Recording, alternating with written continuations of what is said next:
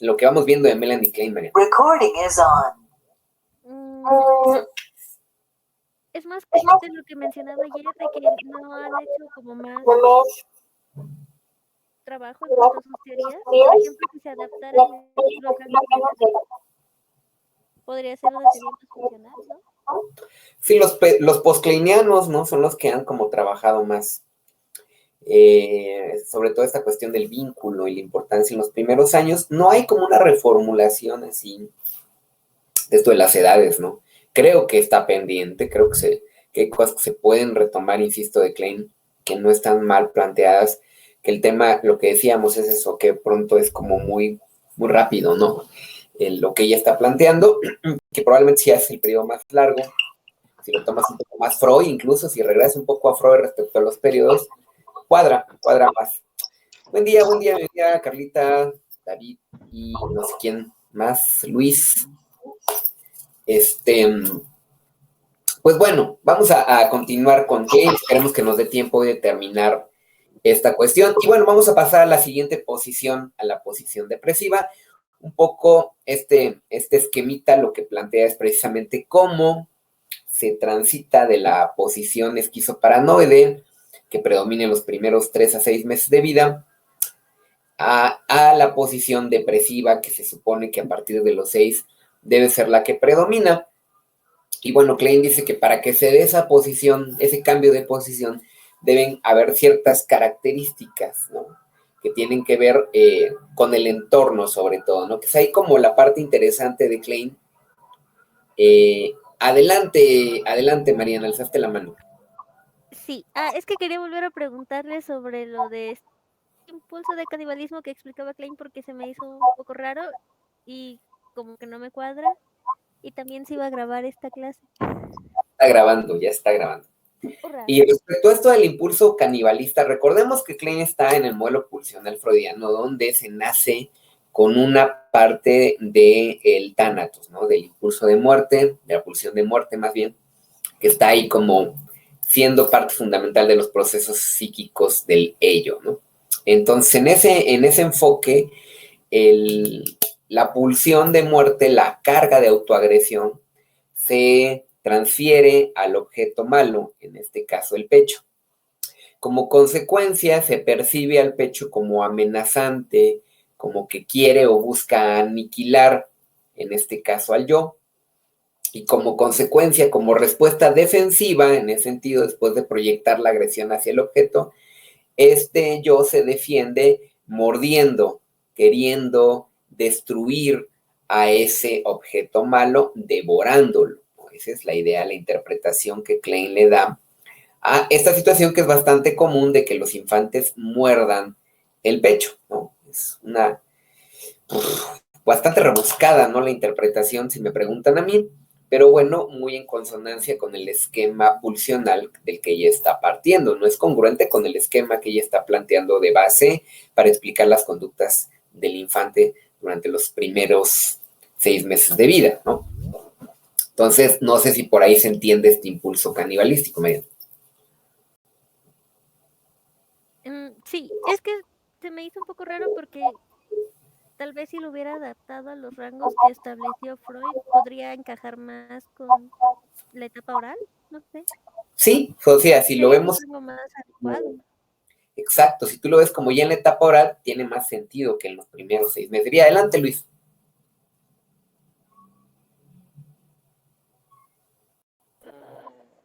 ¿Estar con el pecho malo en ese sentido? No oí la primera parte de la pregunta. Que si tiene que ver con lo del pecho malo. Sí, claro, ¿no? El pecho malo, recordemos, es esta parte que es el pecho que no satisface, que no está, que no provee, que no cuida, que no nutre, el pecho ausente, podríamos decir. Y que Melanie Klein dice, ¿no? En esa parte se proyecta, ¿no? Esta carga de autoagresión, esta carga del tánatos, del impulso de muerte. El yo, para lidiar con ese impulso de muerte, con esa tendencia autodestructiva, lo proyecta hacia ese objeto parcial que es el pecho malo, y ahí lo canaliza, y por eso esta tendencia canibalística, que en realidad lo vemos claramente en el infante cuando muerde al pecho, está, según Klein, atacando al pecho malo, mientras que divide en otro objeto parcial el pecho bueno, ¿no? El que sí está, el que provee, el que nutre, y a él dirige toda esta parte del impulso de vida, ¿no? De la pulsión de vida, según Klein, ¿no? Esa es la idea que tiene, ¿no? Es un enfoque, pues, muy pulsional, muy freudiano de raíz, muy del Freud de la segunda etapa, muy del Freud de después de los años 20, y que, bueno, es cuestionable porque, insisto, después esta idea de la pulsión de muerte ha sido muy cuestionada, entonces como que justificar o explicar la agresión que el infante puede estar ejecutando hacia el pecho malo es como bastante arriesgado en la actualidad, ¿no? Lo que decías, Mariana, si se podría alargar el periodo y se podría ver desde ahí como el impulso canibalístico. Se podría alargar el periodo, la pregunta es si realmente se explica desde la autoagresión que es desplazada hacia el objeto parcial que es el pecho malo, o si más bien se puede ver como una defensa precisamente sí del yo ante algo que se percibe como doloroso o dañino, y en ese sentido no sería el resultado de una pulsión de muerte, sino simple y sencillamente una expresión agresiva válida como tal, como resultado de la percepción que el infante tiene del predominio del pecho malo, podríamos decir, ¿no? O sea, hay casos, muchos casos de niños que no reciben el pecho materno y que incluso viendo o aludiendo al enfoque kleiniano, le atacan al pecho, ¿no? Porque precisamente no lo soportan, ¿no? Pero ahí la pregunta es qué tanto esto es resultado de una cuestión meramente pulsional del impulso de muerte, o en realidad se explica porque hay una situación conflictiva ahí desde la madre para dar pecho, y que tanto esto genera que haya rechazo y el infante es capaz de percibir el rechazo y en ese sentido atacar literalmente el pecho. Hoy sabemos, por ejemplo, que el sabor, que la fórmula de la leche materna no es estática, que varía en función de la etapa de desarrollo, ¿no?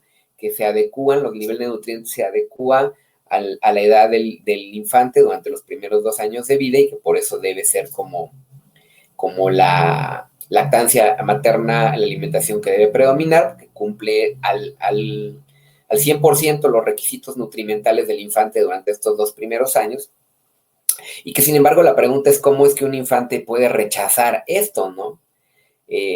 También sabemos que el sabor de la leche cambia en función de la experiencia emocional de la madre, es decir, una madre estresada, angustiada, enojada, sufriendo emocionalmente, va a cambiar también el sabor y la fórmula de la leche, ¿no? Va a estar más influida, ¿no? Por esta química corticoesteroidea del sistema simpático que se activa precisamente ante situaciones de estrés, angustia, dolor, sufrimiento y enojo, y que va a hacer que esta fórmula de la leche cambie, incluso que produzca cólicos en el infante, ¿no? La leche puede producir cólicos si hay una situación de enojo de parte de la madre, porque parte de la bilis, digamos, recogida también en la leche, se transmite al infante y le genera dolor y malestar al infante. Esto también podría explicar más que el impulso de muerte, la respuesta del infante a la lactancia, ¿no? Pero bueno, Klein, insisto, no tiene como muchos conocimientos de todo esto. Klein está ceñida totalmente al enfoque freudiano de su tiempo, que le tocó a ella conocer, y en ese límite se está moviendo, y quizá por eso está explicando todo esto como lo está intentando explicar. Y bueno, ¿qué es lo que ella dice que incide en que se transite de la fase esquizoparanoide a la posición depresiva? Bueno, ella dice el ambiente facilitador, es decir, el cuidado, el cariño, la presencia, el vínculo materno estable, diríamos hoy. Sobre todo esto es retomado, esta parte es como muy, muy retomada por sus discípulos, ¿no? Por los que le siguen, Winnicott, Bowlby, Spitz, son como los que van a retomar mucho la importancia del ambiente, del vínculo, decíamos, del sostén materno, que va a facilitar el cambio a la posición depresiva.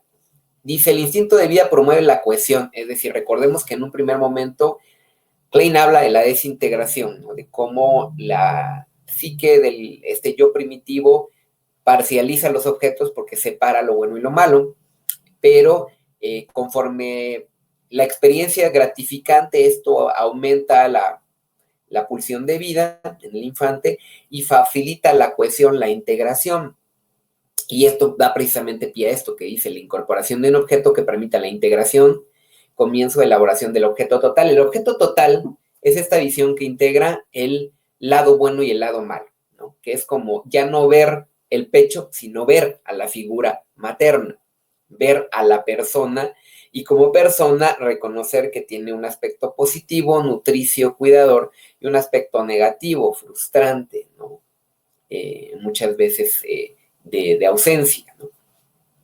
Pero en la medida en que predomina la parte positiva es posible integrar estos dos aspectos. Fíjense que en este sentido Klein no está tan alejada como del proceso cognitivo de integración que Piaget ya dibuja como con mucho más claridad, ¿no? Piaget es como, ve como el paso de lo sensoriomotriz a lo preoperacional precisamente se caracteriza por una capacidad de integración de lo sensorial, de los estímulos, que sí, efectivamente son parciales en un primer momento de la vida del infante, que sabemos gracias a lo neurocognitivo en la actualidad que efectivamente es así, ¿no? Que esta visión que tiene Klein no está tan alejada, solamente que no es desde lo pulsional, sino desde lo neurobiológico y, si insistimos, un periodo más largo, pero que efectivamente conforme el infante va avanzando logra una visión más integral como en lo que ella llamaría el objeto total, solo que ella condiciona este objeto total, bueno, al vínculo, diríamos, sano, aunque ella no habla tal cual de vínculo sano, porque es una noción formulada posteriormente a ella, influido, sin duda alguna, los psicoanalistas por ella, y bueno, este objeto total provoca esto, una menos necesidad de defenderse y controlar los objetos, una confianza, diríamos, ¿no? En la medida en que se avanza hacia el objeto total, hay una mayor confianza en el vínculo, pero en gran medida esta confianza va a estar dada por la seguridad del vínculo. Si el vínculo se mantiene inestable o ausente, pues no se va a dar esta construcción del objeto total, sino lo que va a perseverar es la parcialización del objeto, la división del mundo en buenos y malos, en blancos y negros, que es muy típica de pacientes con trastorno límite de la personalidad, que por eso mismo son muy intolerantes a la frustración, precisamente porque polarizan toda experiencia de su vida. Y ahí sí vemos claro una resonancia de esto, ¿no? Yo sí lo veo claramente, los pacientes límite suelen tener una experiencia de soporte ausente, es decir, no hubo esta labor de holding de parte de las madres, sino muchas veces todo lo contrario, abuso, desconfianza, abandono, y todo eso ha condicionado precisamente la estructura border de la personalidad. Esto sí lo vemos claramente, que en ese sentido la señora Klein está un poco adelantándose. El problema, insisto, sigue siendo los tiempos, ¿no? Temor a la pérdida del objeto, ¿no? Que esto es lo que configura la posición depresiva. Una vez que se logra la integración, el objeto total que tiene elementos buenos y malos, lo que se va a desarrollar es el miedo a la pérdida del objeto, que es la característica de la posición depresiva. ¿Qué tal si mi madre me deja, me abandona, me deja de querer, cambia? Y ese miedo, pero ya no es un miedo parcializado y dividido en objeto bueno, objeto malo, el pecho bueno, el pecho malo. Desaparece esa división pecho bueno, pecho malo y aparece la figura materna como una totalidad, como una persona. Que en ese sentido Klein tiene razón, eso sí está ocurriendo en este periodo de vida del primer año, ¿no?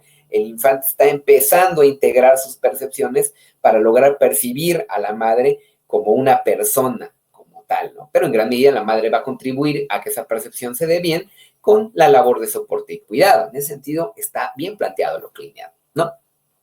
Y bueno, en gran medida va a depender, como lo decíamos, que predominen las buenas experiencias sobre las malas, es decir, que el instinto de vida predomine sobre el instinto de muerte como resultado pues, de un entorno nutricio, de cuidado, de cariño y de presencia. Esto no está mal, esto está bastante bien y esto lo podemos entender sí como una pauta de desarrollo saludable que todo infante debería tener ante la estabilidad del vínculo materno. Insisto, esta idea es la que van a desarrollar con posteridad los teóricos del vínculo, los teóricos de las relaciones objetales, que sí van a tener una fuerte influencia de este lado de la teoría kleiniana, ¿no? Entonces, esta es una parte como de las más interesantes, de las que más enriquecen el enfoque psicoanalítico y que Freud no había tomado como en cuenta en realidad, ¿no? Como esta importancia del cuidado de la figura materna que va a ser esencial para el desarrollo de la personalidad. Y en ese sentido es muy útil Klein, ¿no? Por ahí eso es como que hay que reconocerle el aspecto, ¿no? Y bueno, en esta posición depresiva vemos estas características. Predominio del instinto de vida, mientras que en la posición de esquizoparanoide hay un predominio de la posición del instinto de muerte. En la posición depresiva hay un predominio del instinto de vida, objeto que puede ser a veces bueno y a veces malo. La ambivalencia, es decir, a veces mi mamá se porta bien, a veces se porta mal, pero sigue siendo mi mamá. Ya no separo a la persona en dos, sino siguen siendo, tiene componentes buenos y malos. Esta ambivalencia es típica de las relaciones humanas, ¿no? Podríamos decir, es normal, diría Klein, ¿no? O sea, nuestras relaciones con nuestro prójimo es ambivalente por naturaleza si hemos avanzado hacia la posición depresiva, ¿no? Como si ha predominado esto en nuestra infancia, ¿no? Es decir, vemos a la gente y pues hay cosas que nos gustan y cosas que nos disgustan, pero eso no genera que desintegremos a las personas, ¿no? Que las veamos como totalmente buenas o totalmente malas. Lo que nos permite precisamente es un manejo menos neurótico de las circunstancias, donde va a haber cosas que nos van a gustar y otras que no, y que esto es parte, digamos, normal de las relaciones interpersonales, ¿no? Esto es parte de lo que se logra en la posición depresiva. Un objeto total promueve la integración del yo. En la medida en que el otro se percibe como un todo integrado, yo también me percibo como un todo integrado por este mecanismo de identificación proyectiva del que hablábamos la clase pasada, ¿no? Como si yo veo al otro como un integrado, por ende yo también me comienzo a percibir como un objeto total, un objeto integrado, ¿no? Y esta situación es mediada por la maduración del sistema nervioso central. Esto, por supuesto que sí, ¿no? Yo insisto, esto está bien planteado. El tema es que hubiera sido muy bien plantearlo para los 2 primeros años de vida en lugar de para el primero. Si esto lo hiciéramos, tendría mucho más sentido, ¿no? En lo que está planteando la señora Klein. Y claro, también la corrección de lo pulsional bueno, ella no puede hacer porque está como atrapada en el esquema freudiano. El objeto por la propia agresión propicia el sentimiento de culpa. Es decir, por vez primera, en esta situación de verse como un ente separado del objeto, de ver al otro objeto como un objeto total y al yo como un objeto total, al mí mismo, a lo que llamaría más adelante el self, otros teóricos, o lo que en la misma psicología yo llamaba el self, entonces la persona es capaz de sentir culpa por sus acciones, es capaz de ver que es capaz de lastimar al objeto total, en este caso a la figura materna, ¿no? Es capaz de lastimarla, de herirla, y esto le va a generar culpa. En Klein la idea de la culpa es un aspecto positivo, representa un avance en la psique, porque soy capaz de asumir la responsabilidad de mis acciones por sobre la otra, el otro, sobre la alteridad. Y eso representa un gran avance en términos psíquicos, ¿no? Efectivamente, ¿no? Es la base de la empatía, podríamos decir nosotros, si lo vemos más claramente, esta posición del desarrollo de la percepción del objeto total y del yo, es la base de la empatía. Yo como algo separado que puedo lastimar, pero al mismo tiempo soy capaz de ponerme en el lugar del objeto y eso genera culpa, ¿no? Sí, por supuesto, esto es muy importante. Por eso para Klein el desarrollo de la culpa es importante y es saludable. Y este sentimiento de dependencia y desamparo, es decir, esa sensación de yo dependo del objeto bueno y me debo de llevar bien con el objeto bueno, con la madre en este caso, ¿no? El objeto ambivalente más bien, no, ya no bueno, el objeto ambivalente.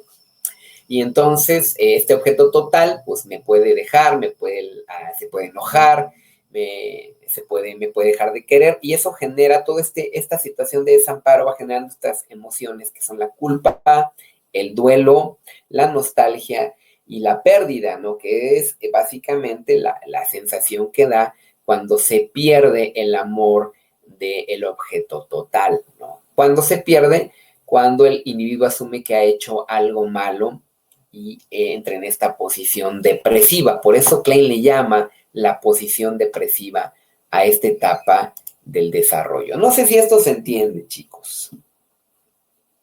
Chicas.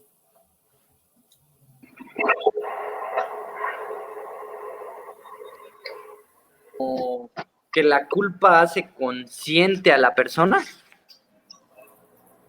Sí, lo que por plantea... eso es positivo, ¿no? Porque hace que la persona avance a partir de la culpa, desde Sí. la teoría de ella.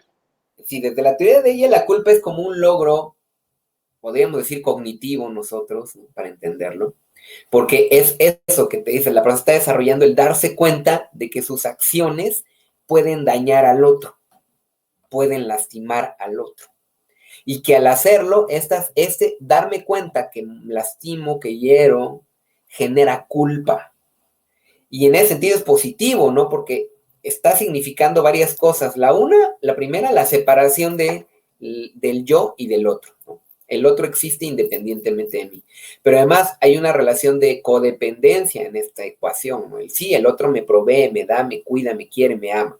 Pero yo soy capaz de incidir sobre ese cariño, ese cuidado y ese, portándome bien o portándome mal. Y si me porto mal, puedo generar el rechazo, el abandono.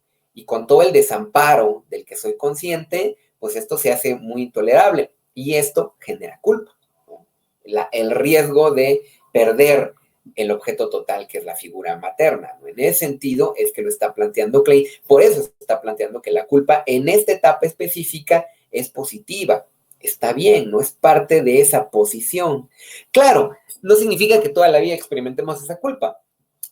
Hay quien lo vive así, y eso significa que se ha quedado un poco fijado a esa posición, que se ha quedado en esa posición, que la característica de esa posición es el desamparo. Y esto es importante, ¿no? Porque entonces podríamos ver que la gente que vive con culpa permanentemente es porque está fijada en una posición de desamparo.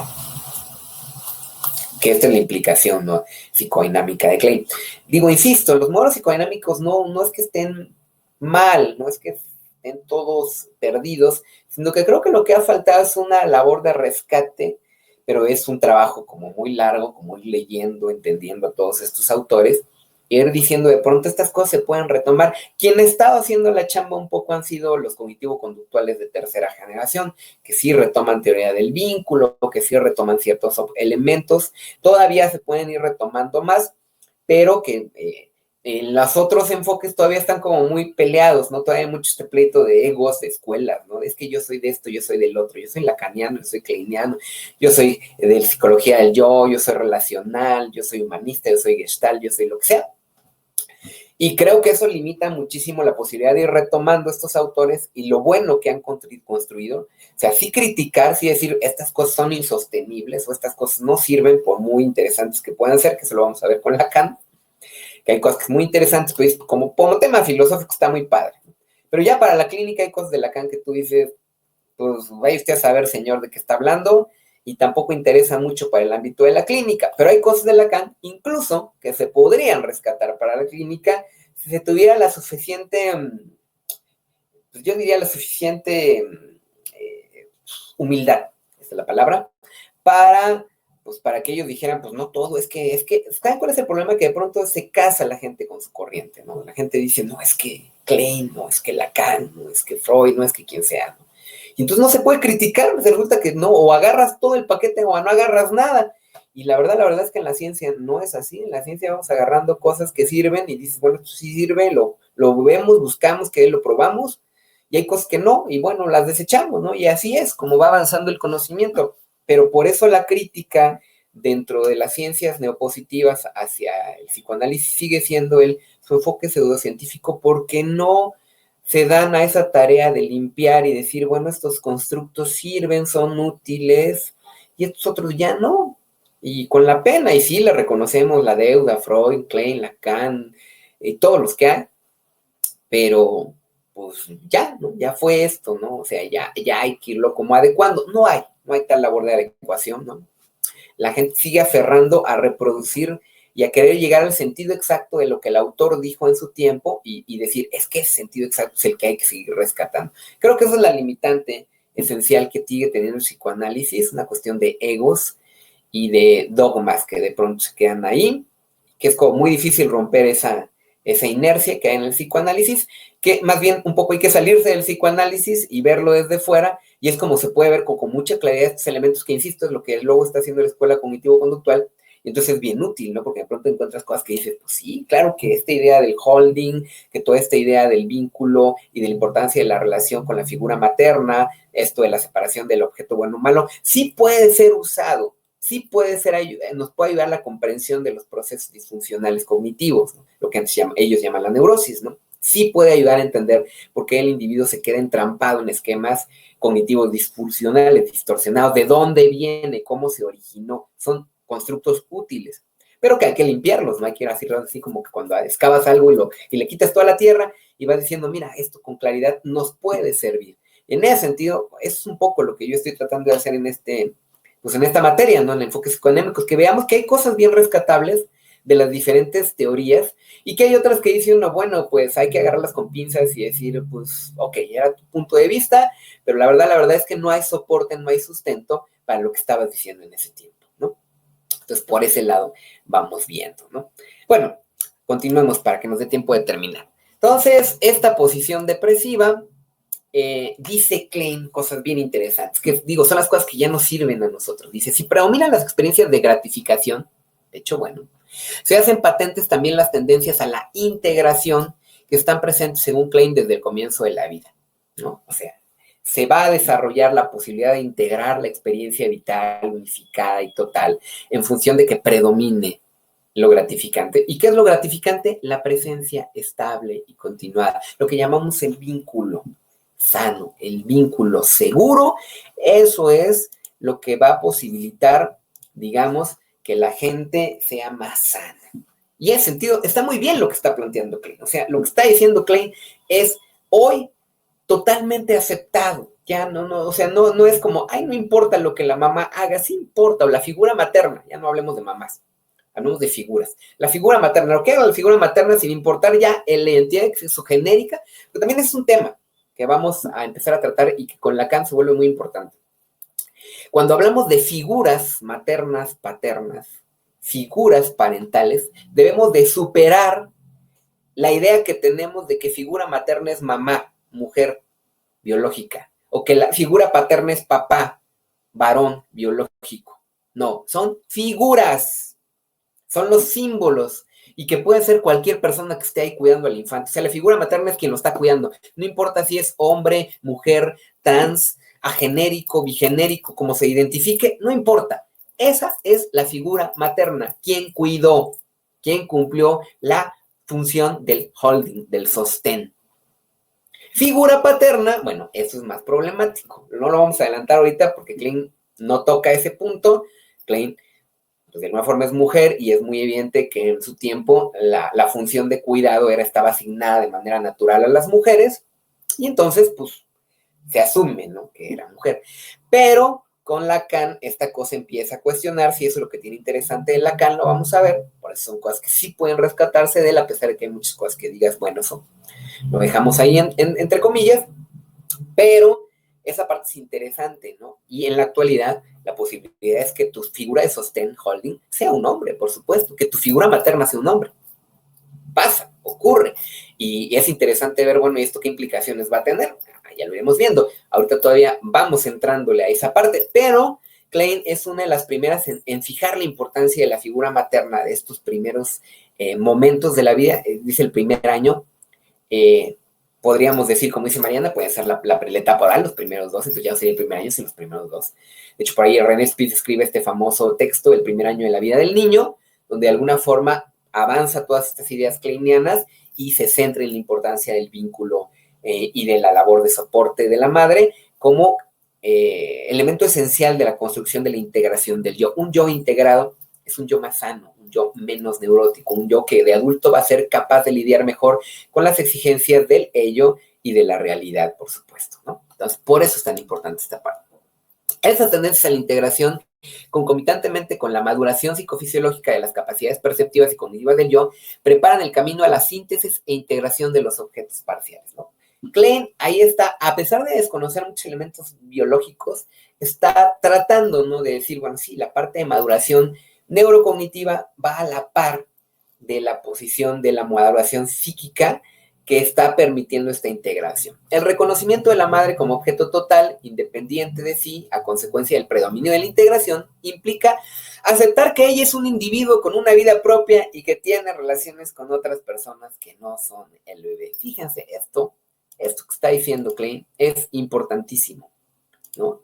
Decir que el infante es capaz de ver al otro como un otro, pues es un gran logro, ¿no? Digo, yo no sé si ocurre en el primer año, a mí me cuesta trabajo creerlo, porque creo que habemos gentes de 40 y tantos años que todavía no logramos ver al otro como un otro, ¿no?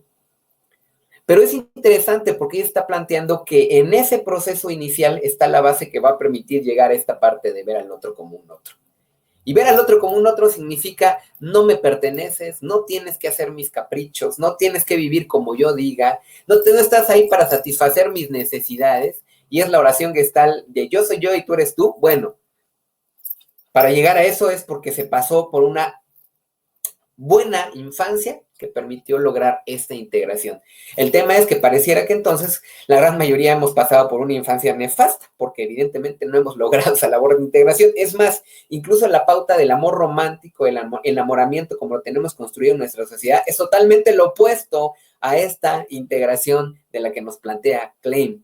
Lo que implica que estar enamorado es regresarse a la etapa esquizoparanoide depresiva, ¿no? A esas posiciones. Estar enamorado es estar en el primer año de vida, diría Klein. Y eso, señores y señores, es bastante triste, ¿no? En nuestra cultura, porque además se adorna, se enaltece, se vuelve película, obra de teatro, poesía, novela, y en fin, cualquier forma artística que ustedes quieran considerar, para seguir haciéndonos ver que lo normal es esto.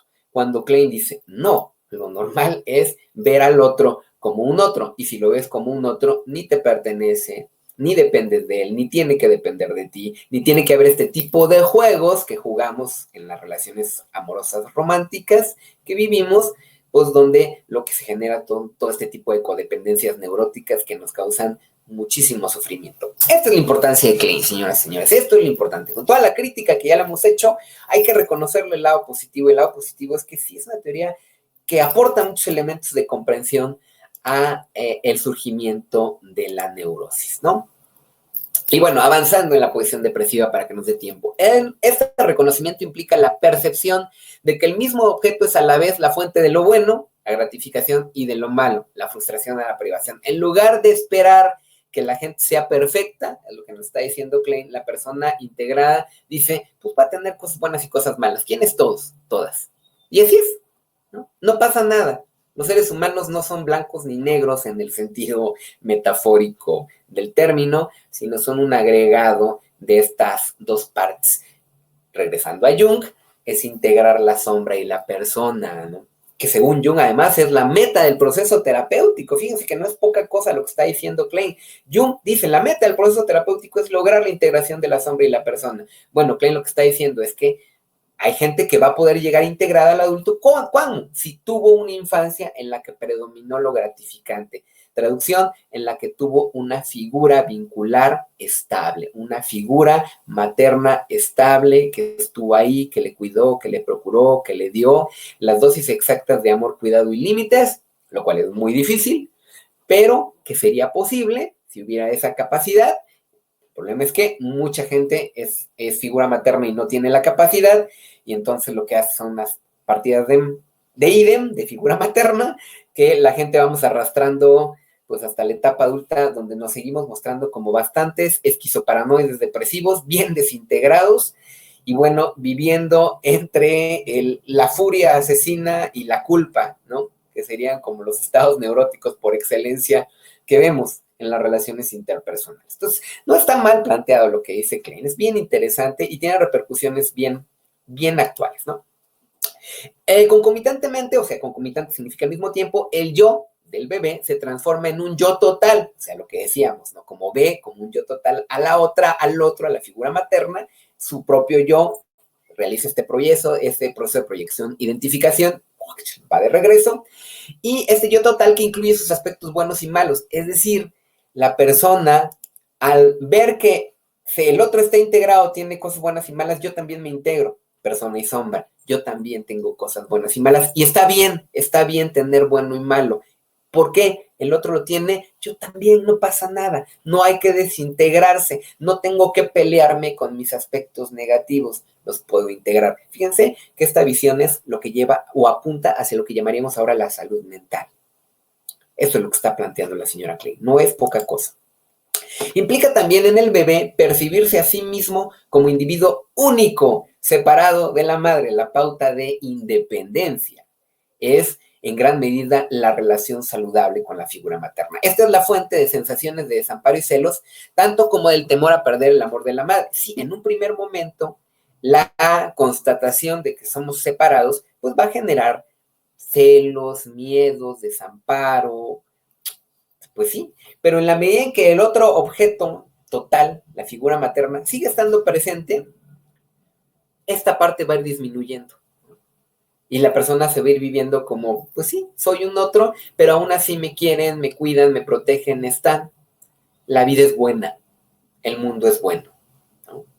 Y esto es, pues, lo que construye personalidades sanas, ¿no? Entonces, es bien importante, es bien interesante lo que está planteando Klein, porque realmente toda esta línea de desarrollo posterior de la teoría del vínculo ha sido posible gracias a este inicial planteamiento de la señora Klein. Esto hay que reconocérselo y que siguen siendo muy útil para entender por qué muchas en la vida adulta siguen arrastrando elementos que no logran integrar a su vida. Pues sí, no los logran integrar porque vienen de un proceso desintegrado de la infancia, ¿no? Esto es lo interesante, esto es lo que nos aporta la teoría kleiniana. Y bueno, características de la posición depresiva: el objeto es total, hay una ansiedad que es depresiva, que es el miedo a perder el cariño, el afecto, el cuidado. La decisión, defenderse del sentimiento de dependencia del objeto, ¿no? Ahí lo que va a avanzar la etapa es como, pues, dejar de sentir como, porque si te quedas estancado en esa etapa, lo que generas es dependencia, ¿no? O sea, esa sensación de no puedo existir sin el otro, ¿no? Y entonces, cuando hay avance, se va generando esta separación, control y tolerancia de lo bueno y lo malo del objeto. Hay una idealización, que esto es muy importante. Coate, luego otro psicoanalista, va a utilizar mucho esto de la idealización para explicar cómo la idealización del otro permite la construcción del narcisismo, de que no debemos de ver el narcisismo como esta cuestión patológica, ¿no? Sino el narcisismo como esta pauta que llamaríamos nosotros autoestima, ¿no? La autoestima es el resultado de la idealización. Como mi objeto es bueno, como el objeto total, la figura materna que cuida de mí, es bueno, predomina lo bueno, yo lo idealizo. Lo veo como algo bonito, a pesar de que tenga defectos, predomina mi idealización. Y esto es positivo, va a decir después Coate, ¿no? Porque esta idealización va a permitir que luego, cuando sea el proceso introyectivo, identificativo, proyectivo, del que habla Klein, yo retome esa pauta idealizada y yo me vea a mí mismo como idealizada, es decir, me sienta a gusto conmigo, me vea como una persona valiosa, amable, digna de ser querido, querida, ¿no? Esa es la parte importante de este proceso de idealización, que luego contribuye a la autoestima, bueno, en términos psicoanalíticos, al narcisismo, ¿no? Está la negación de la importancia del objeto, es negar su dependencia, ¿no? En la medida en que el infante también, para lidiar con la dependencia, con la sensación de si se va esto me muero, puede negarse también la importancia del objeto. Y la reparación, que esto es muy importante. Klein escribe un texto muy bonito que se llama Amor, Culpa y Reparación, precisamente hablando de esta parte de la posición depresiva, donde el infante se da cuenta que es capaz de devolver la integridad a los objetos destruidos por los ataques por medio del amor, construcción y creación. O sea, es capaz de restituir, de elaborar la culpa reparando. La meta de la culpa, según Klein, sería la reparación. Ahora, es interesante porque si lo vemos en términos humanistas, la culpa se vuelve responsabilidad cuando hay reparación. Porque esa es la característica de la responsabilidad. La responsabilidad lo que implica es que toca reparar algo. Si soy responsable de algo, es porque lo voy a reparar, me toca repararlo. Entonces, esta idea de Klein es también bien interesante, ¿no? Porque plantea esta posibilidad, que luego en la vida adulta es muy importante, de pedir perdón y reparar el daño cuando te equivocas. Además del reconocimiento de que me equivoco y que es parte de la vida. ¿Por qué? Porque mi objeto bueno, a pesar de ser bueno, también se equivocaba, ¿no? Y entonces así es, ¿no? Es como un equilibrio, un balance en los claroscuros. La integración de la persona y la sombra de que habla Jung va a posibilitar también que yo integre estas polaridades y que sea capaz de pedir perdón y reparar aquellas cosas de las que soy responsable. Por eso es tan importante esta parte, ¿no? Dice, sublimación de impulsos destructivos, comienzo de la formación de símbolos, ¿no? Es la adquisición del lenguaje, precisamente es la formación de símbolos, y bueno, precisamente esta va a permitir la sublimación de los impulsos destructivos, el aprender a canalizar la ira, el enojo y la frustración por vías sociales más funcionales, ¿no? Que eso en gran medida también lo determina una sana relación con el objeto total, con las figuras parentales y la figura materna, que sería la fundamental en este primer periodo de vida. Pues si estamos hablando de los primeros 2 años, el vínculo fundamental es con la figura materna, que insisto, no es ni tiene que ser entendido figura materna como mamá en el sentido tradicional. No es la madre biológica, ni significa que sea una mujer biológica tampoco. Puede ser cualquiera que esté ahí para dar el soporte. Quien haya estado es la figura materna. Si hay más de una figura materna, que también puede ocurrir, esa es la figura materna, ¿no? La integración de estas personas que estuvieron ahí dando el soporte, el holding, ¿no? Que esto es interesante, esto es algo que está poco estudiado en psicoanálisis, quizá porque el psicoanálisis surge precisamente en esta visión de familia de dos, ¿no? Mamá, papá. Pero ¿qué pasa ahora con las familias extensas o las familias diversas que nos está tocando vivir, donde ya hay triejas, cuatriejas y más? Y que entonces van a haber más figuras maternas, ¿no? Y paternas. ¿Qué es lo que esto implica, no? Va a ser interesante, ¿no? Lo que va a pasar en materia psicodinámica si se empieza a ver esto y se empieza a estudiar esto, ¿no? Que Klein obviamente todavía no ve, porque está como en el modelo familiar tradicional de su tiempo, ¿no? Pero bueno. Y bueno, la posición depresiva va a producir estos dos tipos de reparación. No todo en la reparación es bueno. O sea, puede también terminar chueco esto de la reparación según Klein, ¿no? Está la reparación propiamente dicha, funda sus raíces en la integración yoica y el reconocimiento de la realidad psíquica exterior, mecanismo fundante del aparato psíquico, ¿no? De alguna manera, Klein está diciendo que el superyo empieza a existir desde antes de lo que dice Freud, porque precisamente la reparación es esta parte que te dice, la cagaste, güey, arréglala. Y en ese sentido, pues ya hay un super yo ahí, ¿no? Un proto super yo. Por eso Klein dice también contraviene lo que Klein está planteando de que el super yo se genera a partir del 3 años y medio, 4 años, luego de la resolución del complejo de Edipo. Ella está diciendo, no, desde antes. Y esto es muy interesante, ¿eh? Ahí está abierta la discusión. No, tal vez no tan temprano como ella piensa, pero sí es muy probable que un infante a partir del primer año de vida empiece a generar esta idea de la reparación. Y bueno, está la reparación maníaca, que esto, digamos, es cuando el objeto total hace sentir al infante como muy culpable. O sea, estas figuras maternas que lo que dicen es por tu culpa sufro. Tú me has hecho sufrir, tú me has destruido la vida, tú me la destruyes, tú me dañas.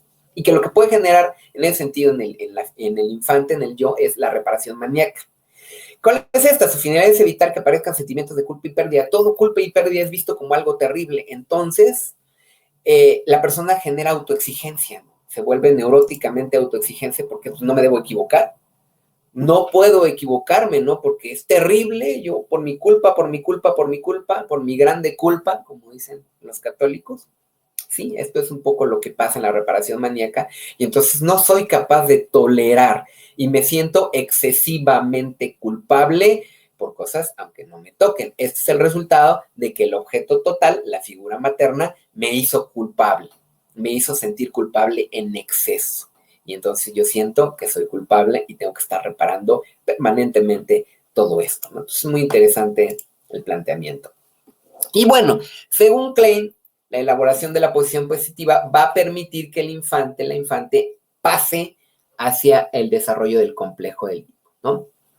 ¿Qué es lo que permite, o sea, qué es lo que pasa en la posición depresiva? Es lograr un yo y un objeto integrados, ¿no? Pues sí, creo que eso queda claro, ¿no? Yo me veo como un ente separado de los demás y veo a los demás como separados de mí. La reparación dará lugar al desarrollo de la capacidad de simbolizar, crear y representar ausencias, elaborar pérdidas y llevar a cabo reparaciones verdaderas. Digamos, es la base de la empatía, ¿no?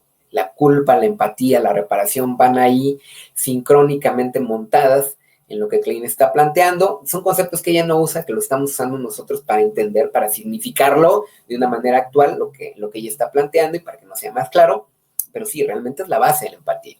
No surgen momentos de ansiedades abrumadoras, ¿no? O sea, comienza precisamente como el objeto está integrado, como el yo está integrado, la ansiedad empieza a ser más manejable, disminuye. Y el yo mejorará su relación con los objetos y con la realidad, claro, porque lo está haciendo desde una posición más integrada, ¿no? Ahora, lo que dice Klein es muy interesante. En el transcurso de la vida, situaciones de duelo y estados depresivos pueden reactivar y ansiedades y mecanismos de defensa propios de esta posición. Y también de la anterior, por supuesto, ¿no? O sea, nos regresamos, sobre todo si la situación es muy fuerte, muy terrible, o si nuestra misma construcción nos ha hecho vulnerables a regresar a estas posiciones. Pues con esto cerramos la exposición de la señora Melanie Klein y sus ideas que francamente son muy interesantes y que sí nos dejan como un legado, sí contribuyen muchísimo al desarrollo no solo del psicoanálisis, sino de la psicología. Creo que estamos en buen tiempo, ¿no? Como psicólogos, psicólogas, de hacer relecturas de Freud, de Klein, próximamente de Lacan, de Hayes, de Harman, que yo diga, de Anna Freud, y ir como retomando aspectos ya positivos, ya sin esta lectura doctrinaria, dogmática, de voy a ser psicoanalista y me voy a casar con ellos, sino más bien esta lectura crítica de reconocer los aportes y ver qué cosas nos sirven hoy para tener una comprensión más amplia de, pues, el proceder clínico. Preguntas, dudas, comentarios, chicos, chicas.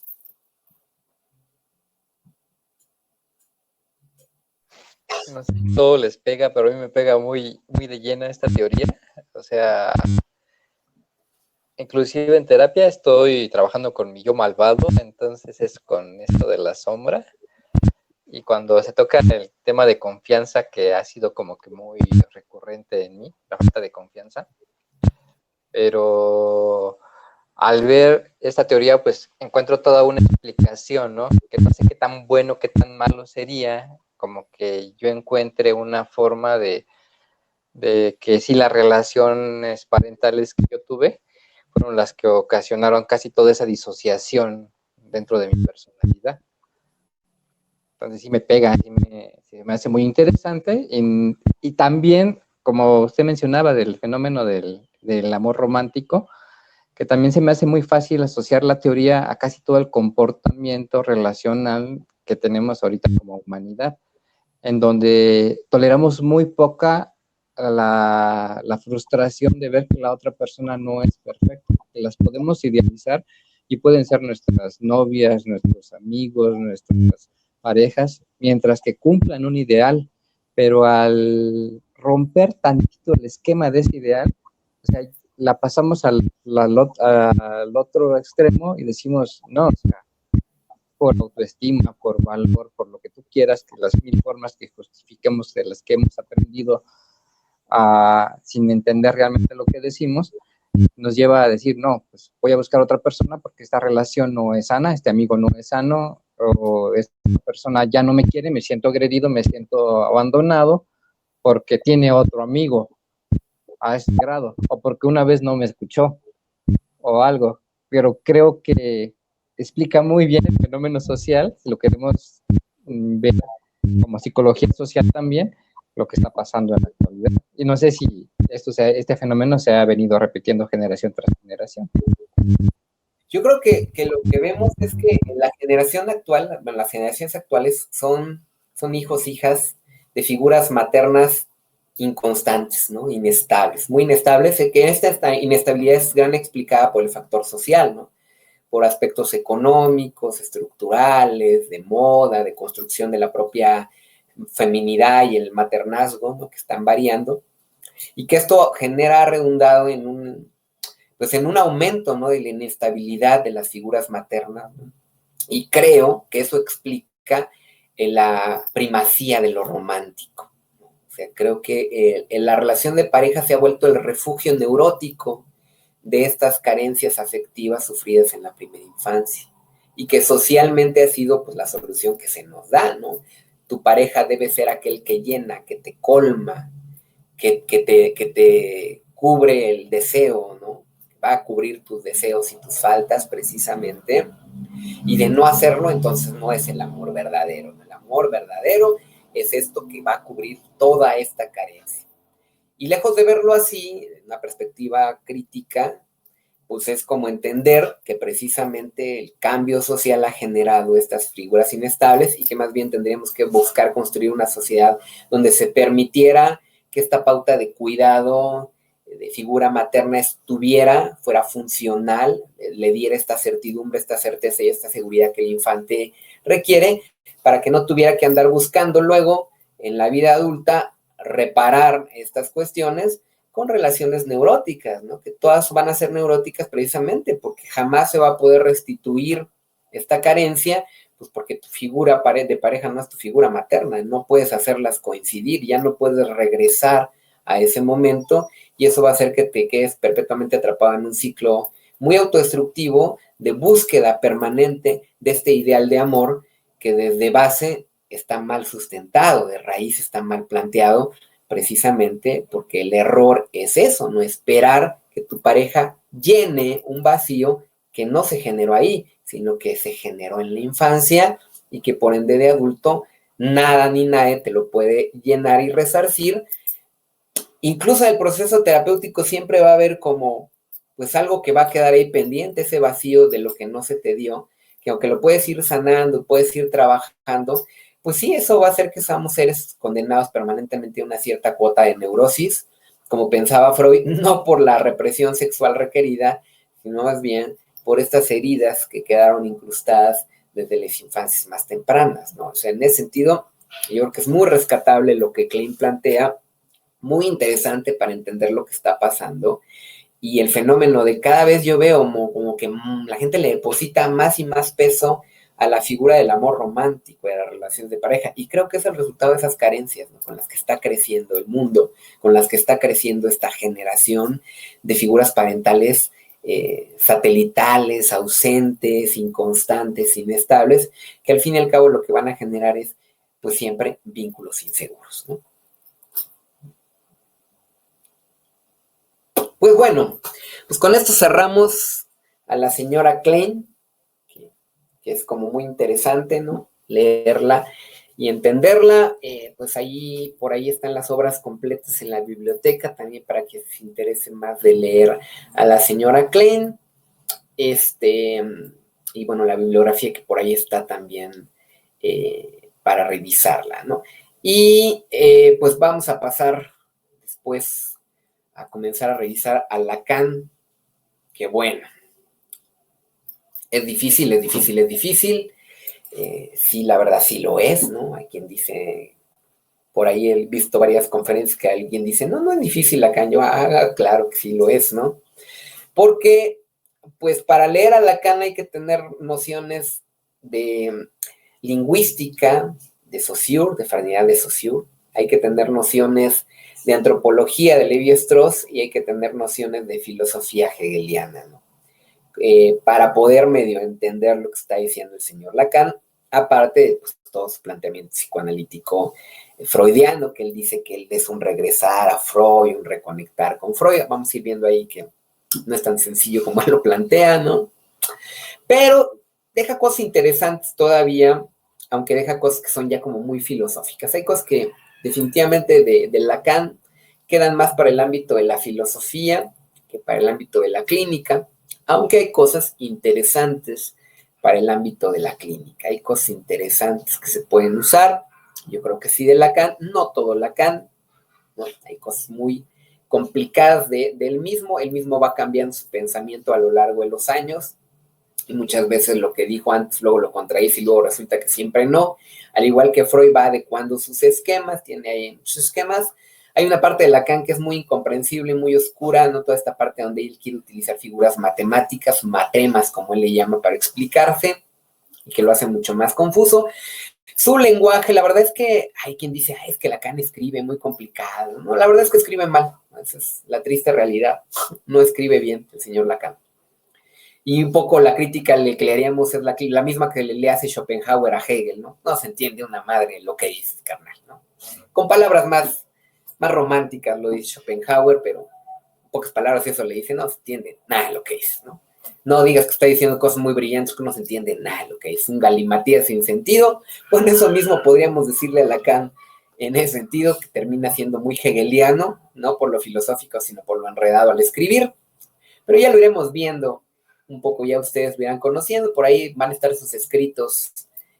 Escribe poco Lacan, la mayor parte de lo que tenemos de Lacan son de las conferencias, de los seminarios que alguien más audiograbó y luego se dio a la labor de transcribir. Lo que escribe poco son muy pocos textos, tiene por ahí 3 textos en realidad, que son de autoría, podríamos decir, propia de Lacan, y que bueno, aún así son muy, muy, muy enredados. La anécdota es cuando él publica su primer texto que se llama La familia, el editor le dice, corrígelo porque no se entiende, y cuando lo regresa corregido le dice, se entiende menos, y lo vuelve a mandar a corrección no sé cuántas veces, para que finalmente salga una edición de que medio se pueda masticar, ¿no? De Lacan. Insisto, Lacan no es un escritor muy, muy dotado, escribe como habla y habla muy enredado.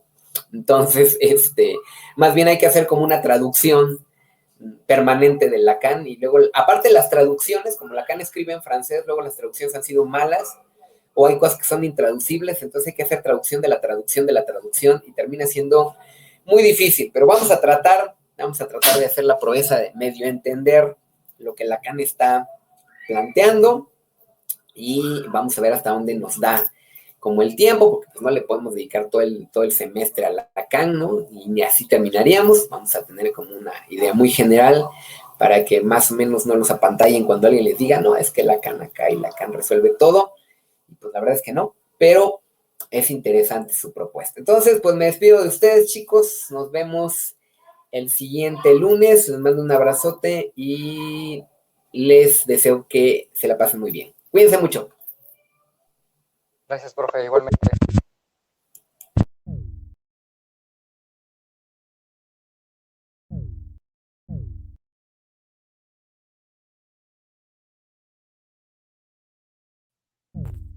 Cuídese, profe.